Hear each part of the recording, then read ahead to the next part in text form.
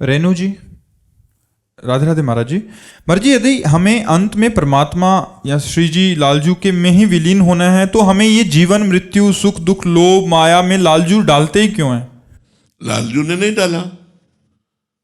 पहली बार आप जब सृष्टि में आए तो परम पवित्र थे। आपने इस सृष्टि रूपी बाजार की अपवित्रता को स्वीकार किया है तो आपको ही छोड़ना होगा।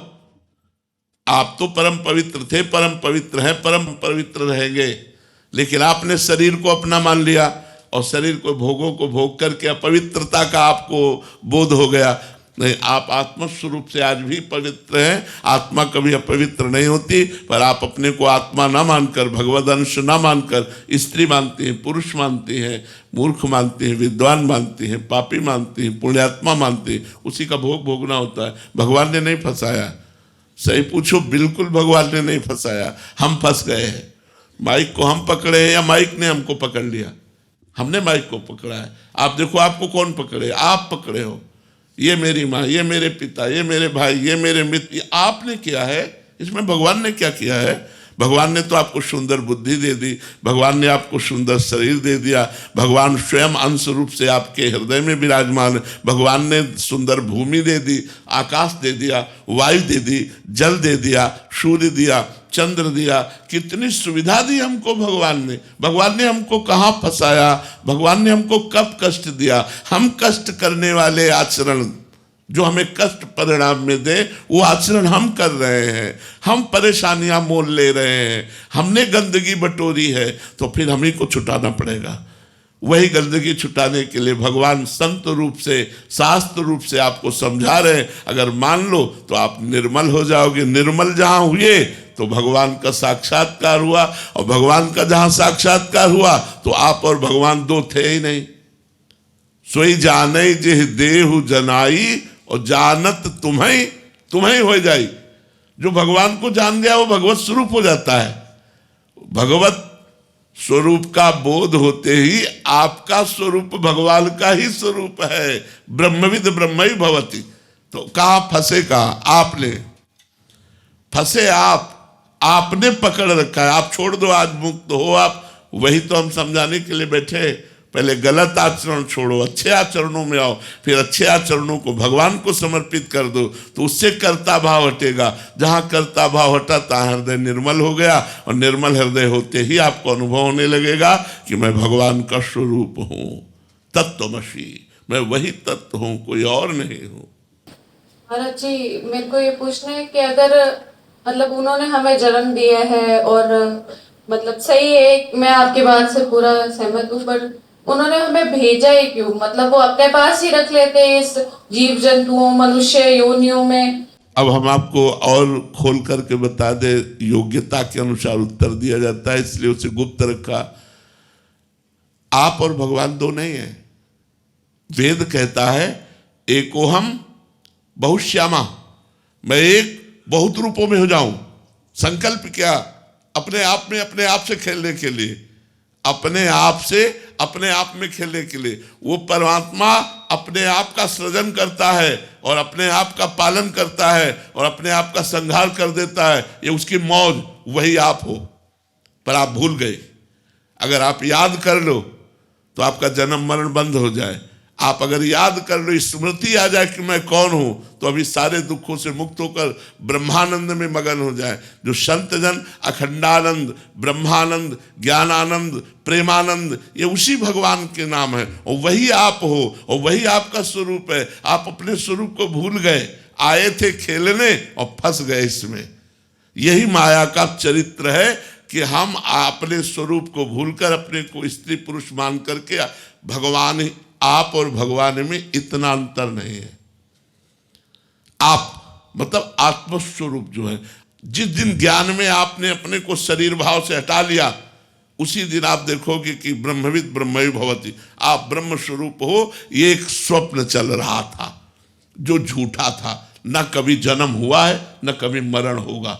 आप हमें बताना, स्वप्न में देखा कि हमारे चाकू मारी जा रही, क्या उस समय आपको गलत लगता है कि ये झूठा है? ये ऐसा लगता है कि ये सही नहीं है? ये स्वप्न में देख रही हूं, मुझे चाकू नहीं लग रही, ऐसा तो नहीं लगता ना। और जब आँख खुली तो हंसी आ जाती है, यार कुछ नहीं था, कोई ना चाकू थी, ना कोई चाकू मारने वाला था, ना मरने वाला था, कोई नहीं था, केवल मैं थी।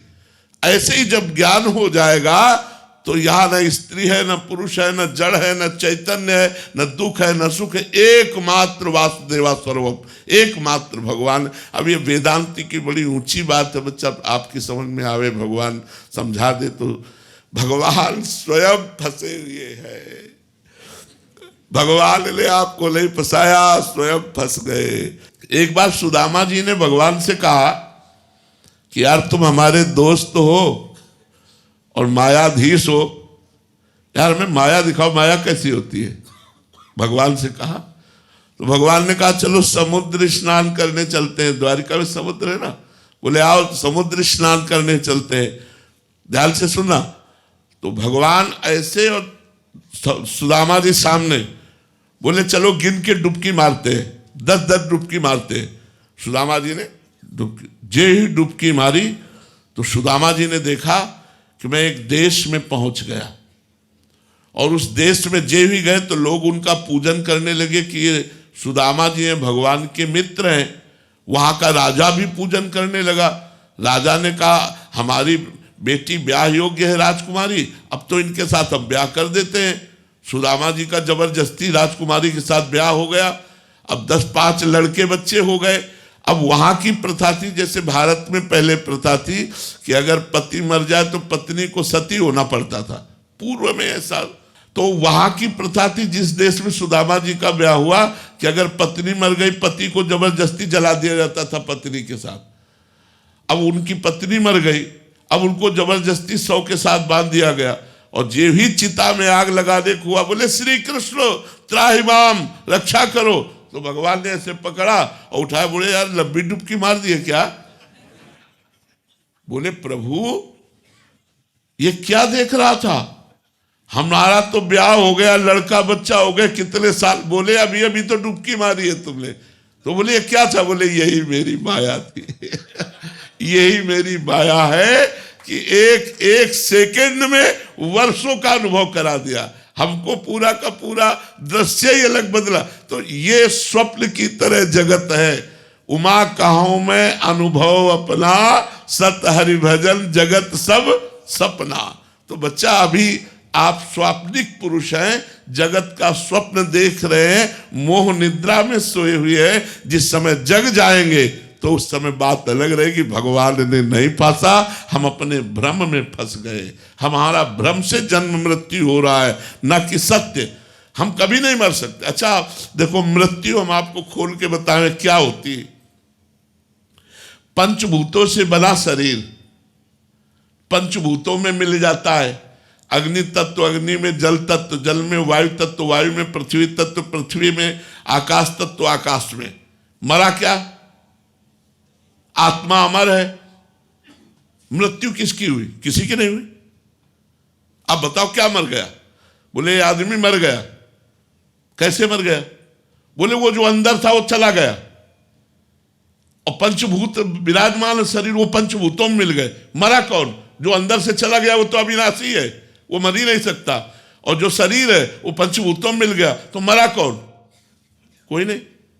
एक भ्रम का नाम मृत्यु है। अब फिर वो नया शरीर ग्रहण किया, उसका नाम जन्म है। और यही जन्म मृत्यु का भ्रम मिट जाए तो वो अविनाशी परमात्मा अपने स्वरूप में स्थित होकर ब्रह्मानंद परमानंद में डूब जाए। पर ये थोड़ा कठिन बात है समझना। अब प्रसंगवशात इसलिए हम चर्चा करते नहीं, अच्छी साधना करने पर ही इस बात को समझा जा सकता है।